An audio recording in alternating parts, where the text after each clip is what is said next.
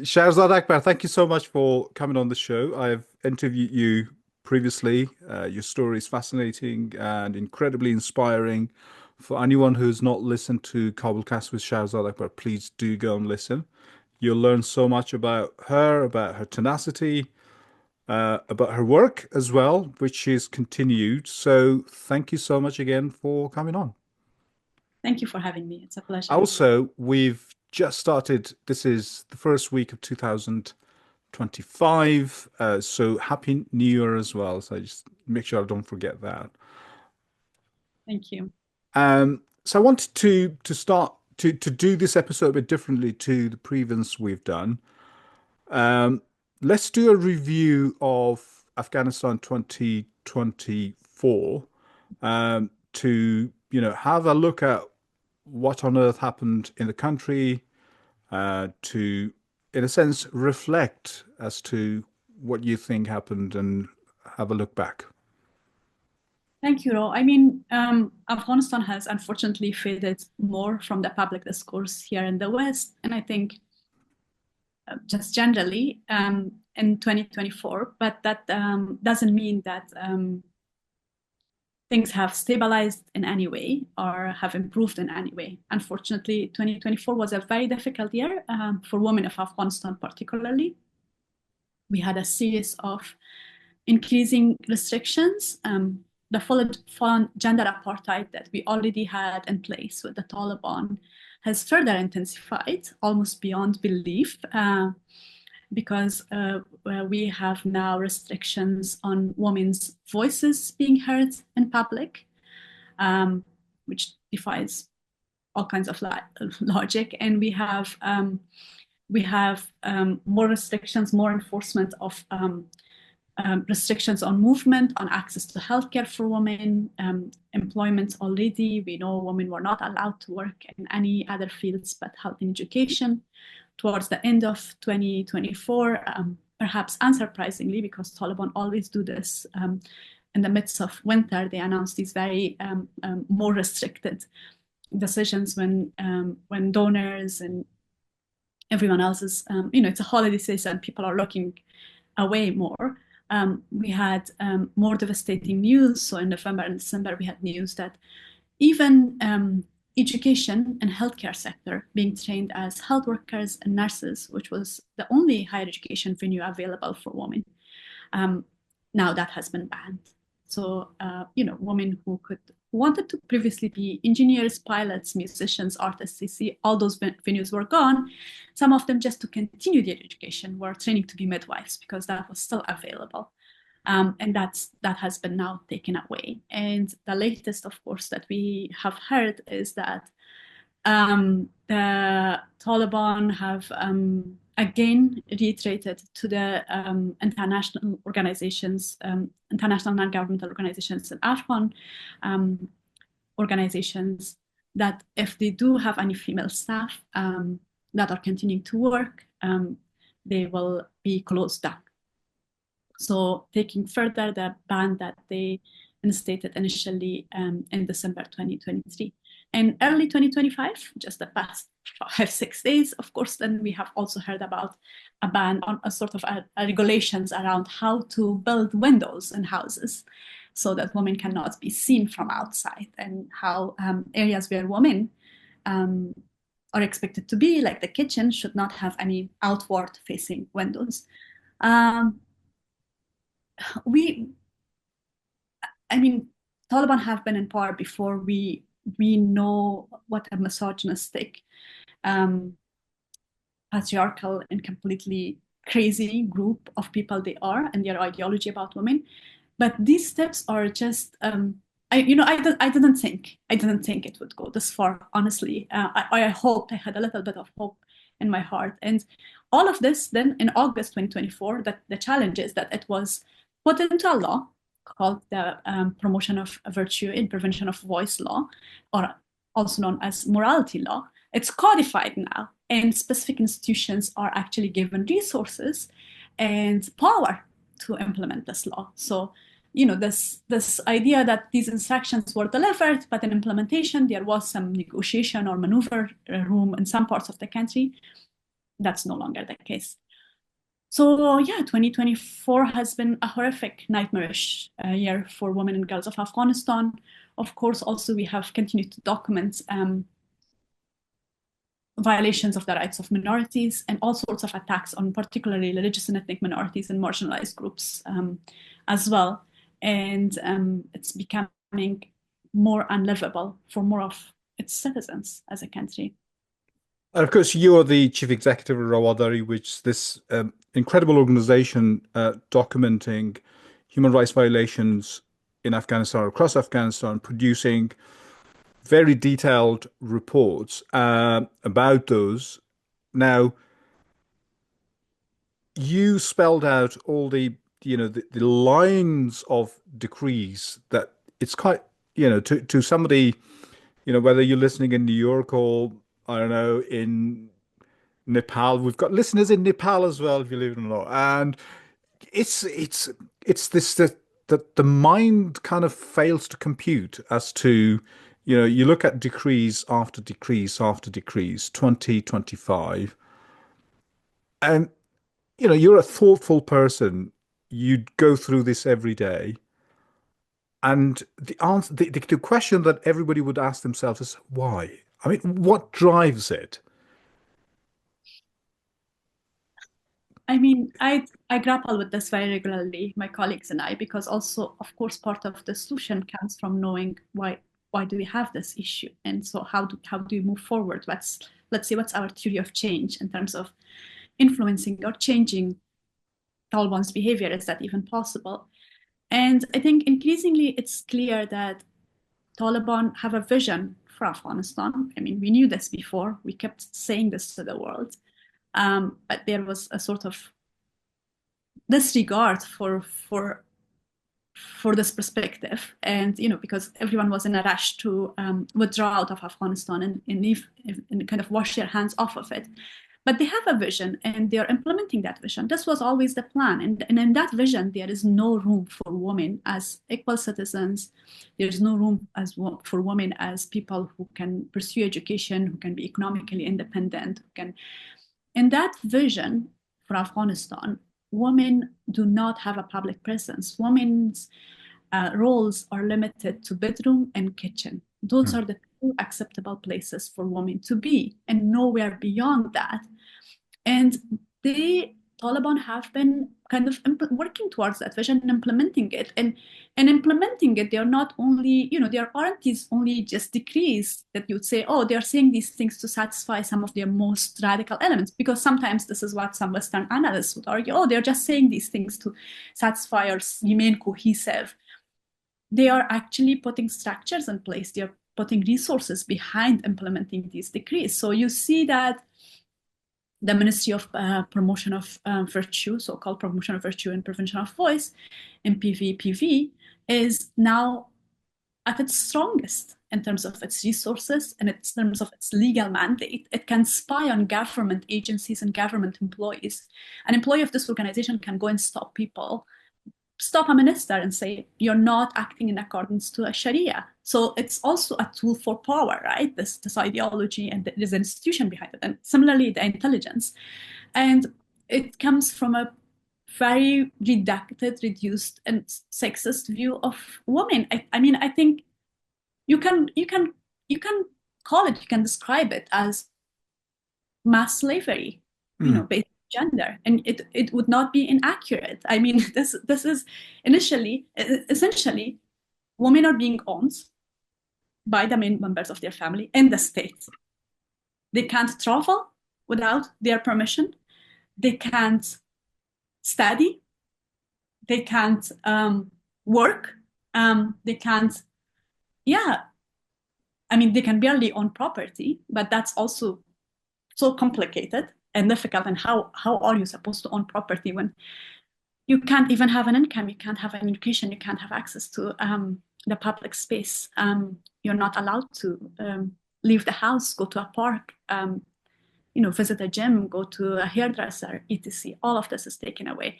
So they are implementing that, and I think it is becoming more clear that this level of gender oppression is core to their governance. Mm. And it's not something that they just do as an extra thing. It's something that's really core, and it is something where you see, you know, you see that sort of,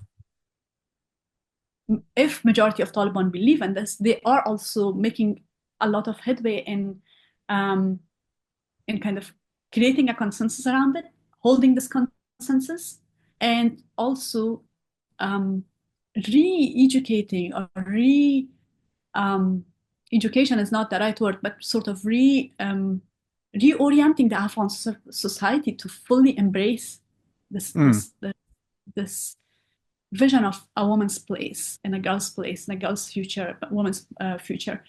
Because it's not just that they are implementing these decrees by force. Yes, that's happening.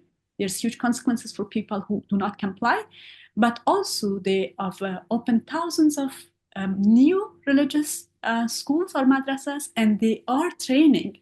They are um, they are putting these ideas in to young boys through these schools and madrasas. They have changed the curriculum. We just did a special report on education in November. They have changed the school curriculum. They have changed the university curriculum. And for instance, they have removed references to human rights, women's rights. They have removed topics like this. They have increased religious number of hours dedicated to religious and studies. They have removed teachers that they may not agree with them or not Taliban. They have completely removed any education about different sects in Islam Mm. other than Hanafi sect from schools. They have removed books from school libraries. They have removed books from bookstores. So it's not, it's a whole system behind this Yeah. ideology. It's a whole machinery. It's a whole set of resources that's going on to sustain and normalize this within Afghanistan as well as abroad, of course. But do you see? I mean, the Taliban, in a sense, yeah, there was this kind of dark thing about last week. I read somewhere, one of the Taliban officials said, "We do all these great things for women, and nobody's being grateful." And but all of these things that the Taliban do, they in a sense rationalize it in their own way, in a religious-based decrease, based on the Afghan traditional context. Now, I don't see that being, not that given the sheer, horror or the sheer kind of, it's words kind of fail to express the unworldly, kind of irrationality of the things that they do, the cruelty is this calculated cruelty towards women, other ethnic groups, but particularly women. They've rationalized it, this is who we are, this is what our tradition is, this is what people in Kandahar, for example, demands, a government to do to women, or in Helmand or Uruzgan. That's not being challenged properly. And of course, I see the failure to challenge the Taliban or refute their religiously driven, I don't know if it's the right way to put it, is the Taliban in a sense a failure of the Muslim world, you know, altogether, in a sense that, there has to be some sort of responsibility on the shoulders of the Muslim world at large to say, this is nothing to do with us. You guys are just pariahs. We don't want you to do these things. 100%. 100% it's on the Muslim world. I mean, you know, more than 15 million Muslim women are being subjugated to slavery. This is who is going to step in and under the banner of Islam, right? It's not just they are being subjugated to this gender persecution, gender apartheid for other reasons. It is purely from a religious perspective under the name of Islam. And I think Taliban, they're I mean, when you look at these decrees and the actions of them, their idea of governance is not even, some of them say, oh, it's, we will lose our soldiers, we will lose our, foot soldiers, we will lose cohesion, we will lose public support. But it's not about public support. They don't believe they have to serve the public. their idea of governance is very different. I think it's also about this relationship between governance and religion, right? Because they feel their job is to serve the God and God only. God has given them this amazing victory. They have defeated an empire. They have defeated all these infidels who came to Afghanistan, invade Afghanistan, and God allowed them this victory. They made these sacrifices. Now they are in power and they have to serve God. They have to serve religion. They have to glorify God's words. And the way to do that is to ensure that every single person living in Afghanistan is upholding religion as they as they interpret it, right? Mm. As the Amir defines religion. So that's Amir's main job, to make sure that no one under his watch is defying the word of God. And if people starve, he has said this. I mean, initially he said this: if people starve, that's not our problem. Our our job is not. Our job is not to feed people. Our job is not to build clinics or serve the population. Our job is to serve the God. Our That's job our is to send people to heaven, exactly. Our job to is to serve. force them through the gates, to force them through the gates.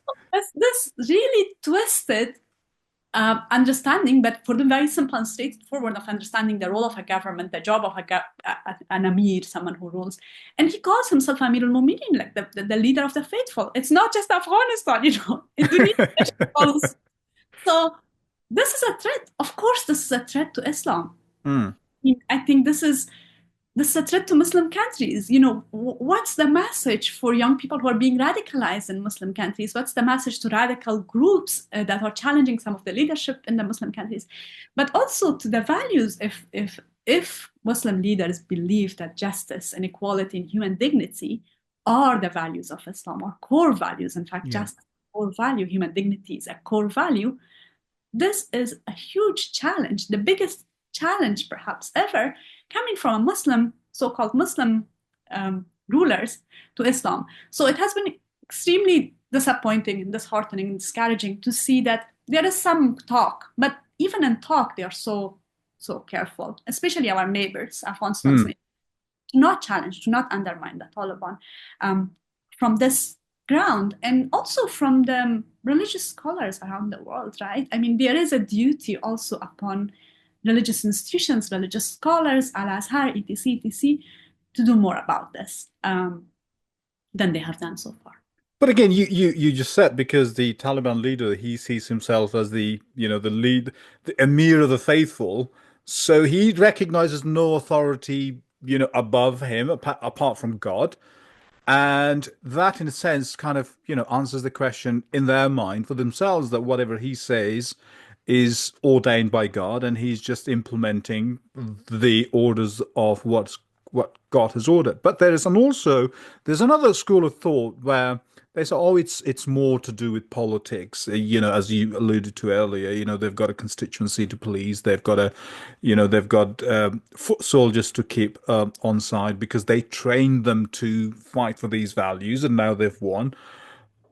But the other, the political kind of political strategic uh, motives behind it. Some say, oh, it's just a bargaining ploy, and it says they beat women in order to show to the West to say, recognize us, otherwise we'll beat them more. Kind of if you do not engage with us, we'll even beat them more. We'll lock them up even more. If you engage with us, we'll not beat them. The bar's very, very low. We'll not persecute women if you engage with us.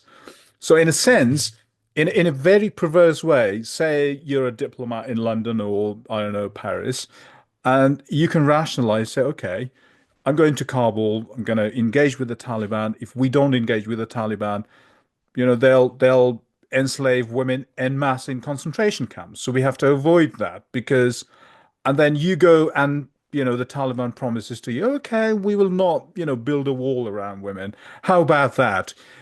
It's just that because the bar's so low, and they think this is a bargaining chip. Women are being used as a bargaining chip.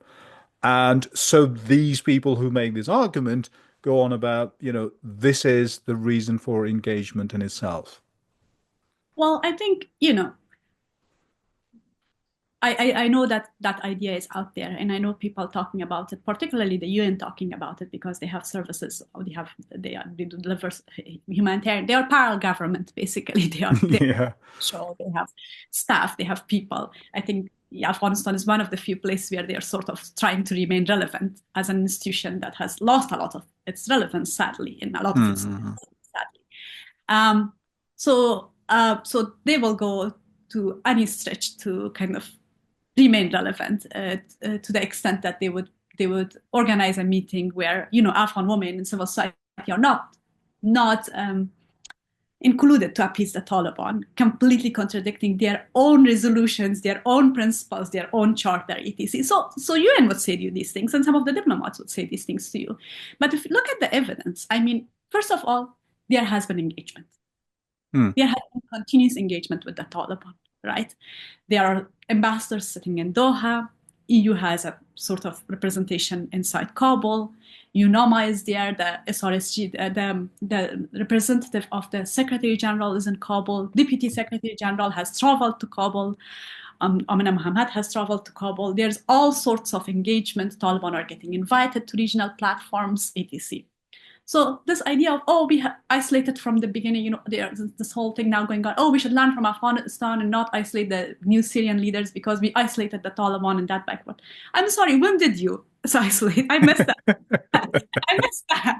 I missed when you were just not talking to the Taliban because you didn't like their I mean, Marcus Pretzel, I have known him, you have known him. I mean, UNAMA deputy, he was there in Kabul from the beginning of the Taliban's return to Kabul. Even before that, of course, they were engaging with the Taliban.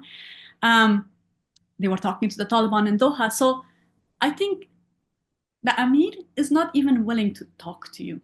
Mm. How can you engage with someone who doesn't want to engage with you? He's not interested in engaging with you. There are some Taliban members, of course, 100%. There are some Taliban ministers who want to have their cake and eat it too, who want to make some small concessions, use women as a bargaining chip, make some small concessions so they can get recognition. They can travel to Paris. They can send their cousin as ambassador to Italy. They can stand shoulder to shoulder with German foreign minister and take pictures. They Mm. like that. They like that at a very small cost. But they're not powerful. It's not going their way. And it was very unlikely to go just their way. They were just one segment of this movement, right? And even them, they ideologically have an idea about where women fit. And it's Mm. not very different from what Hibatullah thinks. They're saying, oh, maybe, yes, of course, women can go to school, but, and then all the rest of it follows. Maybe they can go to school, but, and then to what extent they would play their hand if they had the power, and they clearly don't have right now. So I think this whole idea that there was some lost opportunity, some golden moments, Mm. what would have been true if Taliban had a different Amir, if Taliban had a different decision-making structure, where the decisions were made by some Western-friendly minister on Mm. his own. But that's not how the Taliban works. That's not how it's a religious council. The Amir sits on top of that religious council, and that religious council makes decisions. And if you dare speak up against it publicly as a government minister, well, there are ways in which you pay off. Your people will be removed, your resources will be limited, more institutions will be sent around and empowered to undermine you. And that's exactly what has happened. So then you would ask, so what works? Are you telling us nothing works? I think deceiving ourselves from the initial stage, thinking that we just have to adapt to this environment. We just have to find small workarounds, and then somehow magically that will change. For the Afghan people, that's completely understandable. For an educated woman sitting in Kabul, she has to negotiate and she has to find a workaround to make sure that she can run her private school, her secret school, right? That's fine. But for UN to tell me, for Western diplomats to tell me, oh, we have to just adapt and find a workaround, I'm sorry, no. The word is normally creative. You got to be creative. Exactly, you have to be no. That's not how to, because guess what? Then they will destroy your workaround as they have been doing continuously continuously. But You gave they've them, kind of they're so expert at this. I mean, they've practiced it so well that they've got their way so well. And if when you say to they're they've mastered, they're kind of they're not stupid. They're doing things by desire and by design, not as if, they're a misguided group of people. They really believe in what they do. It's not as if they kind of, oh, well, but how much credence do you actually give to this, Kabul Taliban versus Kandahar Taliban? I mean, that's being another, excuse or for, in a sense, quote unquote, deeper engagement. Otherwise, if we don't engage Afghanistan, will become a North Korea. Some bizarre arguments about, engage or Afghanistan will become North Korea, while there's absolutely not in a million, similarity between the two countries and the region. well, I mean, I think in terms of engaging, also, what do we mean by engagement? That you want to talk to these people who are just like horrific to talk to, go for it, be my guest. Like, how can you stand them? It's beyond me, right? But how do you, why are you so keen to talk to these people every day anyways? Like, what's wrong with you? But okay, go talk. No one can stop you. No one will stop you. But that doesn't mean that you don't also hold them accountable, that you don't tell the truth, that you don't say things to them as it is, and that you don't keep pushing for things that are the rights of Afghans, that the Afghans expect you to push for, that are also you claim to be values for you. So I think this unaccountable engagement that whatever they do, however they shrink the space for us, we'll just go in smiling, trying to understand their perspective, trying to understand where they're coming from. Well, I'm telling you where they're coming from. They're coming from a place where they hate women and want to enslave women. And they have made it very clear publicly, repeatedly, in action, in talk. There's no question, there's no ambiguity here for you to try to untackle. There's no mystery. It's very clear what they want, and they have put resources behind it. So I think when people say engage, I'm always trying to figure out what is it code for. Mm. Code for doing business with the Taliban? Is it code for sort of keeping them, keeping them, keeping a relationship with them so that there's no security threat to us from Afghanistan? What do you exactly mean? What are you looking for? So I usually ask diplomats, what's on top of your list when you talk to the Taliban? And where is human rights, women's rights on that list? If it's counterterrorism, counter narcotics, business, etc., and then like there's a footnote, women's rights, don't tell me that Taliban are not changing or Taliban are changing our engagement. It's because the Taliban are responding to the way you're engaging. You're Mm. engaging with these issues, and they're responding on these issues. You And they're don't care, making a lot of money out of it. and you don't care about women's rights, and they don't care about women's rights. You guys are on the same page. Yeah, Of course, you want to keep engaging with them. It's working out for you, right? You're yeah, getting what you want from it. We are not, and those are very short term, limited. You're thinking about 2 years. You're thinking about right now. You're getting things that you want for in a 1 year time frame. This won't last long for you, Badi, as well. I have news for you. Not on counter narcotics, not on counter terrorism. So I think when people say engage, I'm always curious to understand what's this quote for? What does this mean? What for? What's the Mhm. intended objective of engagement? If the engagement is to improve the lives of women and girls, to increase civic space in Afghanistan, to ensure Afghanistan is prosperous, you know, um, all the engagement has failed clearly, obviously. Yeah. Huge failure, has gotten worse. But if the aim was like to get your hostages out, I don't know. I don't have enough information. Does it work out for you? Maybe it did. You Mm. got hostages out.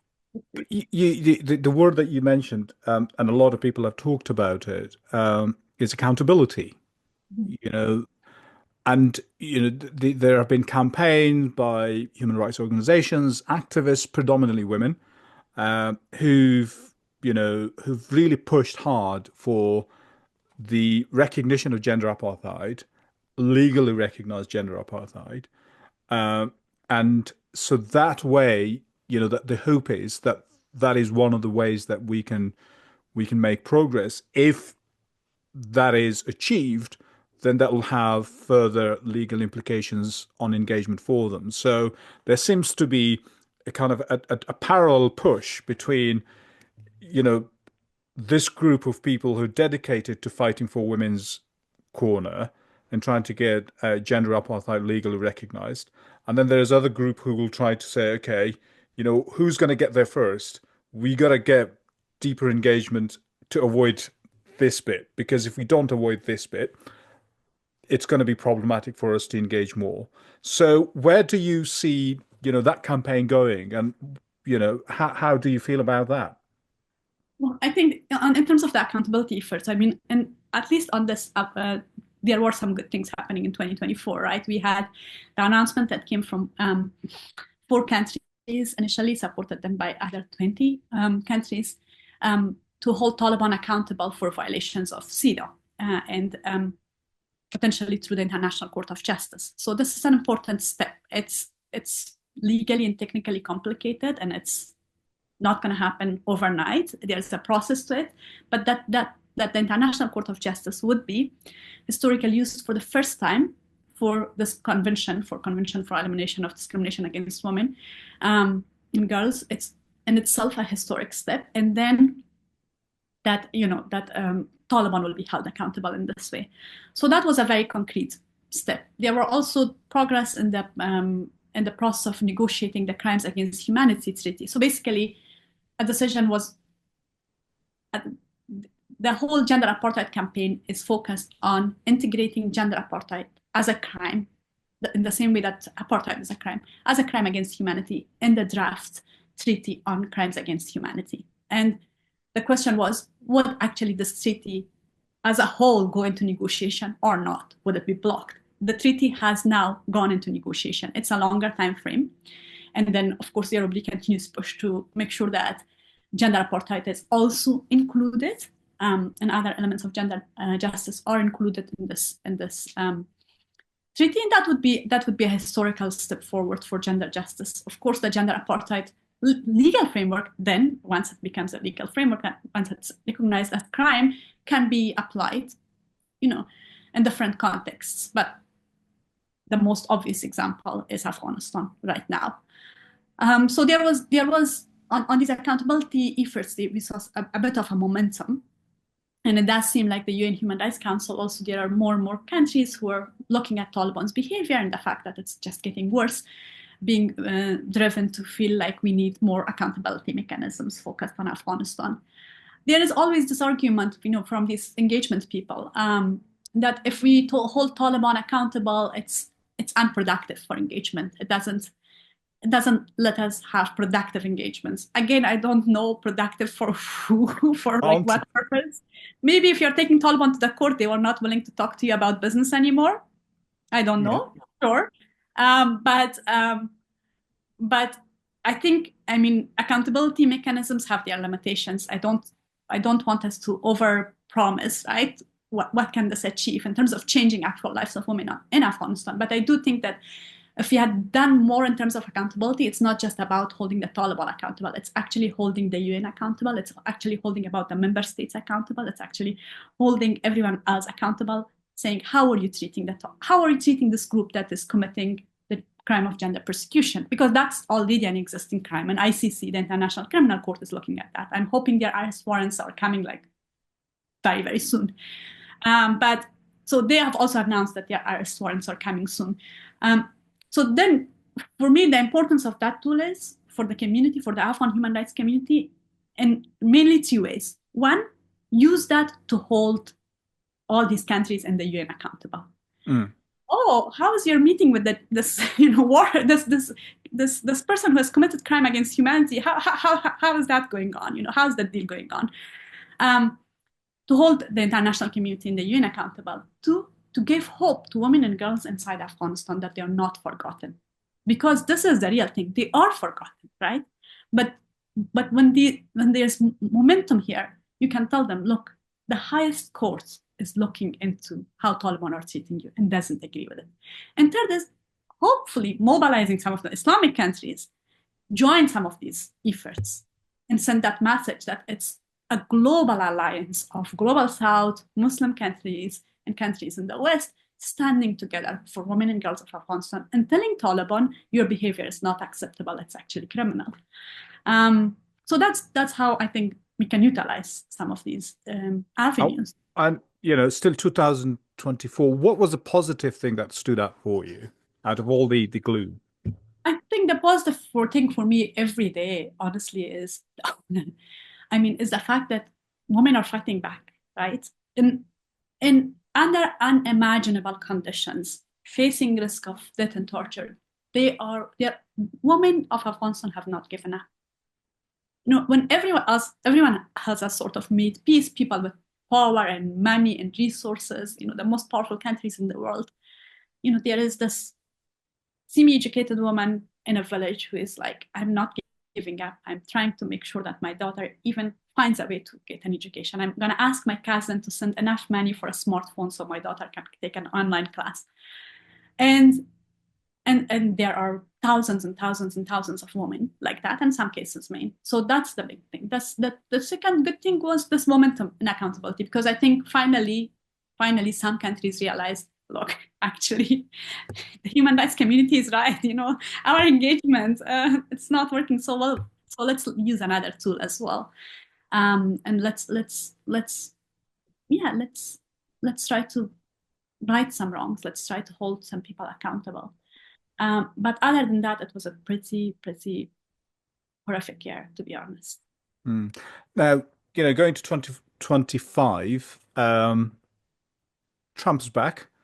I mean, we had General H.R. McMaster in the one of the previous episodes. He's got incredibly insightful things to say about what his re-election means for Afghanistan. So if you've not listened to it yet, please do go and listen, and you can watch on YouTube as well. Um, Now, the new Trump administration, he's got something, as McMaster say, he in particular and the people, the MAGA movement around him, there's some sort of kind of romantic, you know, ideas about the Taliban, especially him, this Abdul, you know.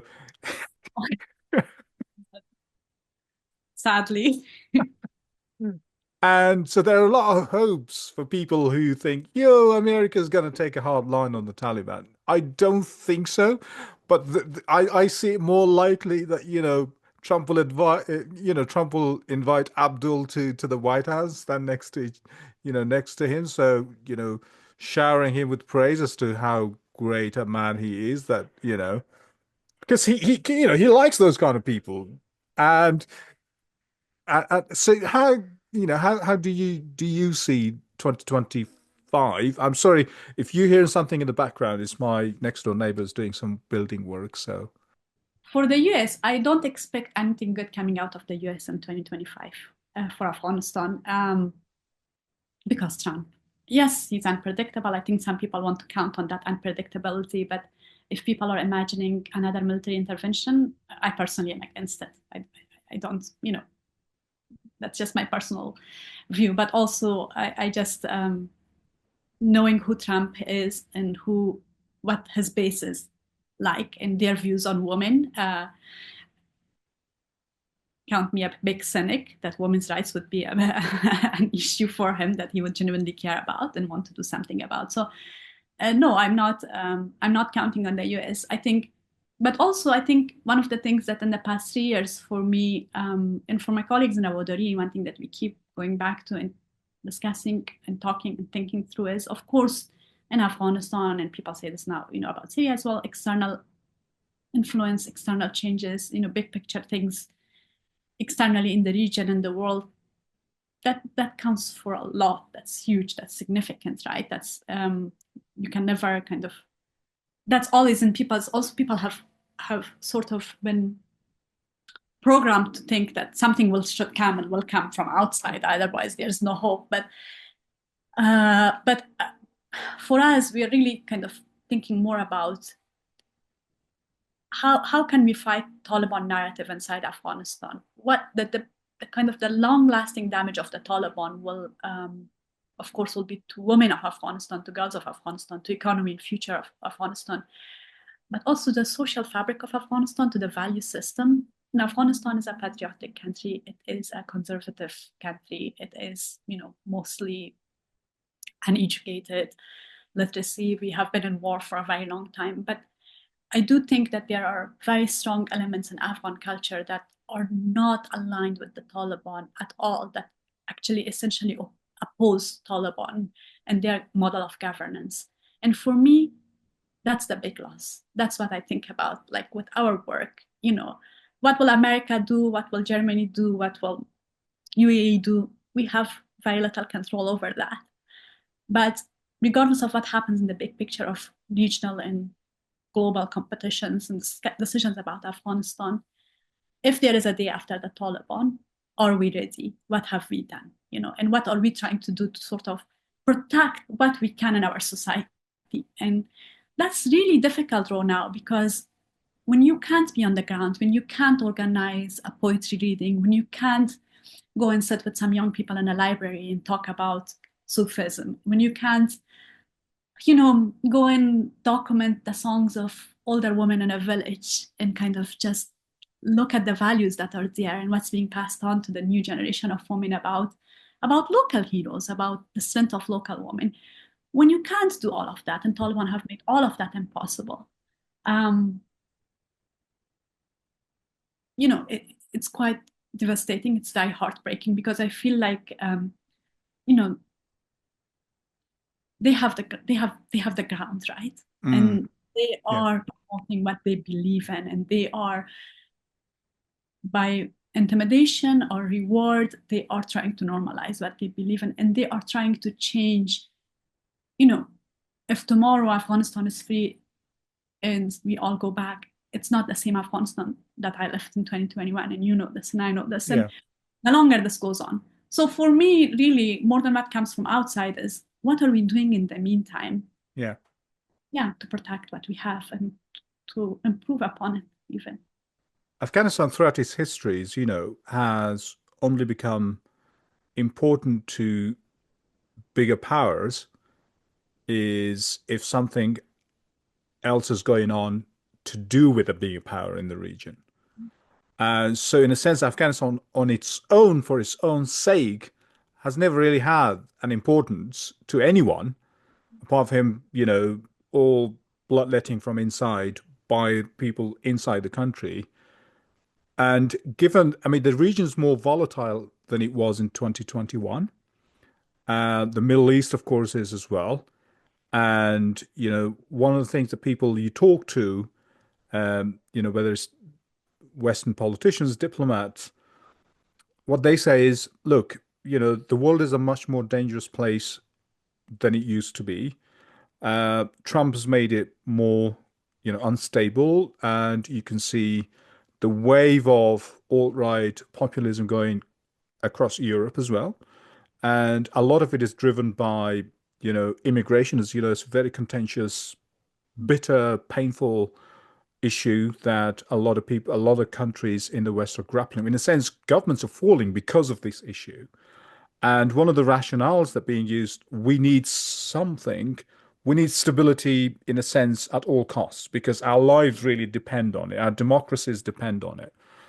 And, the Taliban for them has brought a semblance of, you know, stability in a sense that they control the land by sheer iron fist and oppressiveness. But also, the group's relationship with the neighbor is not as it used to be. So, how do you see that dynamic playing going forward in 2025? I mean, it's really hard for me to tell, because also I must admit to you, I'm very narrow-minded in the fact that I just mainly look at our work, Mm-mm-mm. our area, and don't really closely follow or understand the regional politics. But I think Taliban have had relatively successful regional diplomacy, right?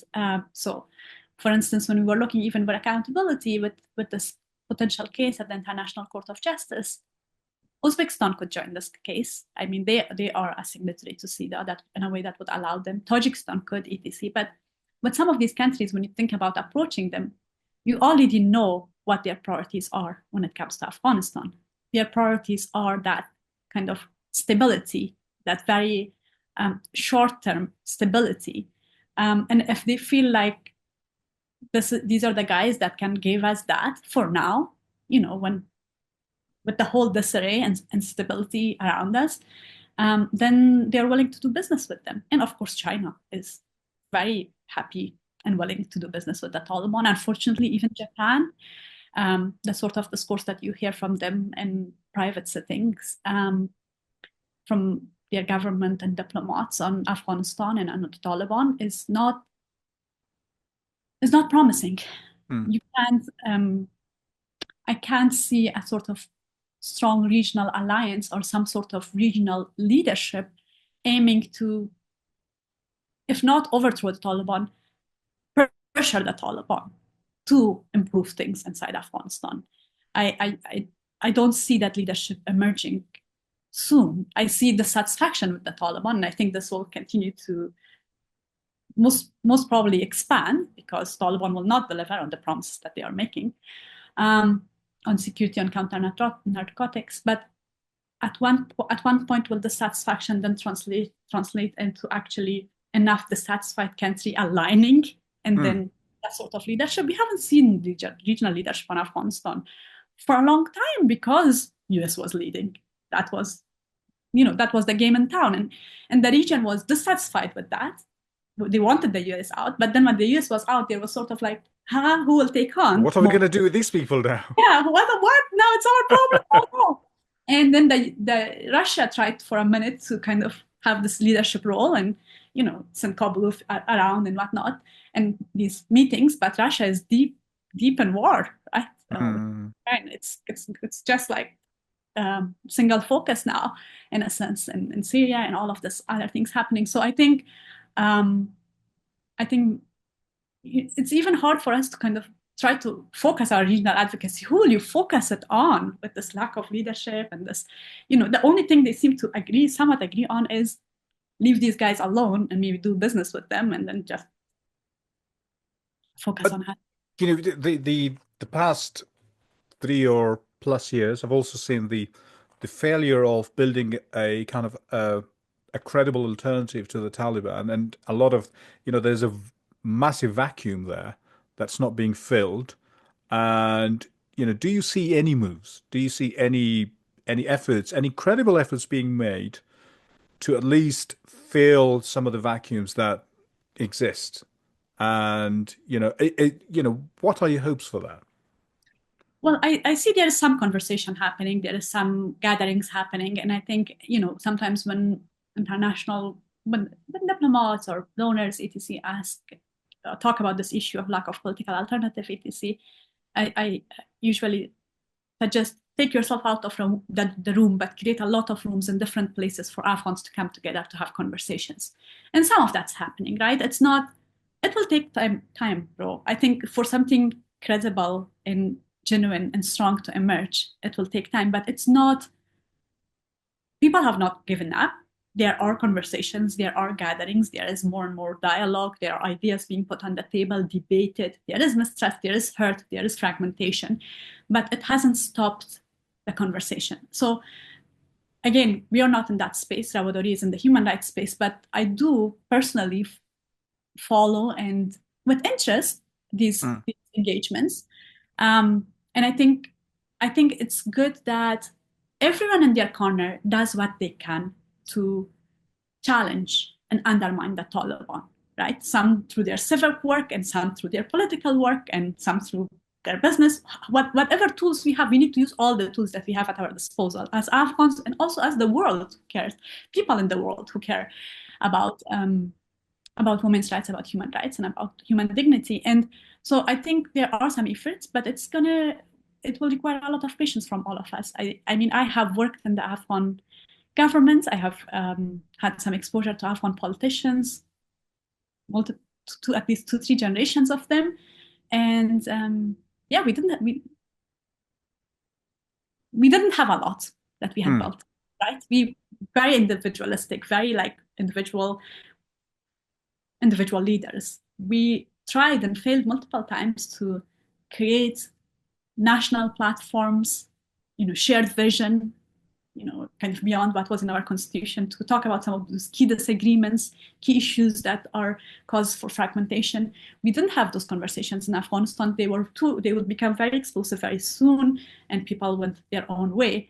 And now we are sort of, I hope now this is forcing us to have some of these conversations. I know that some of us, some people in the community are having those conversations, but we have a lot of homework to do. Ending it on a kind of a more positive note, let's do that. So what would Shaharzad Akbar, if there are, say, three things, both inside Afghanistan, outside Afghanistan, people, the diaspora, people, who are listening inside Afghanistan. So if there are three things that they should do in 2025, what would that three thing be that will make a difference? I think we have a lot of seeds that we have planted, right? And that we planted before the Taliban. And now they are facing a very harsh condition. The Taliban are trying to kill all those seeds, basically. So whatever we can to feed and grow in terms of civic movements, civic resistance, even it's very, very small, even it's about educating one Afghan girl, we should do that. Anyone who can do that should do that, should try to think of this. We have to think about outnumbering Taliban. and anyway, and everywhere, in every stage, through music, through song, through and international courts on the streets everywhere, outnumber them, intimidate them, and any effort that helps with that. So I think, yeah, so first and foremost, support people inside Afghanistan, support families so that they can get a better education for their children, for their daughters, support people, support small efforts that are going on inside Afghanistan. Don't forget Afghanistan. Don't just normalize what's going on. It is a gender apartheid, but South Africa, all of us know. Don't stand on the wrong side of history. Don't stand with an apartheid regime through compliance or silence. And then I think, the last thing, and this is more for us, for people in the Afghan community, in the Afghan human rights community, we must have hope. It's horrific right now. It's horrific, but I think hope is one of our strongest weapons. And on that hopeful note, thank you so much, Shaharzad Akbar. Really grateful for your time. Thank you. Thank you for having me. Thank you.